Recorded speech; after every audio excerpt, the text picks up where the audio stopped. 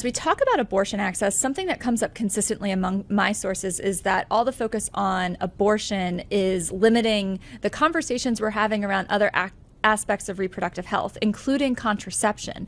And you tweeted something about minors accessing contraception that I think is kind of important. Can you explain what we're not talking about there? Oh, absolutely. So in one of the opinion on the 15-week abortion ban, one of the justices also insinuated that the issue of parental consent is one that the court should continue to explore. And this is a direct reference to a pending Supreme Court case we have in Florida regarding a minor's access to abortion through a process called judicial bypass. Basically, what takes place in Florida and states across America is that if a minor wishes to access an abortion and doesn't have the ability to seek consent from a parent or guardian, they can typically go before a court and explain to the judge why they need to make this decision. And the judge determines based on maturity if they can access an abortion. It's a pretty subjective process, but nonetheless, the one that we have today across states in America.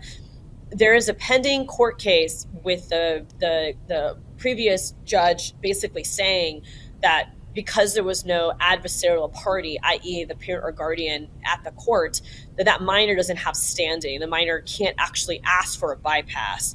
That statement, that position could change the process of judicial bypass, potentially eliminating it in Florida and across the country. And it's a direct tie to efforts to require parental consent for contraception in America as well. Several states have already filed legislation working to pass bills that say a minor cannot access reproductive health care services without a parent or guardian permission. And it doesn't just impact birth control, it also impacts STI testing and screening. So there is this concerted effort to not only take away a minor's access to contraception, but that will absolutely extend to going after contraceptive resources for every person, minor and adult. And so we always like to remind folks that these fights might start with abortion, but they don't stop with abortion.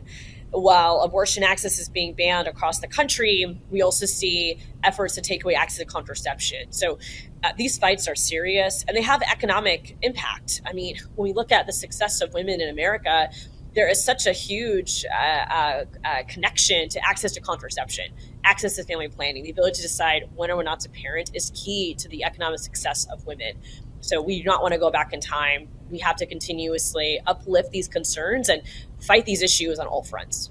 There's a direct correlation to lifetime earnings, the ability to build a life that is financially sustainable. And I think you raised a good point.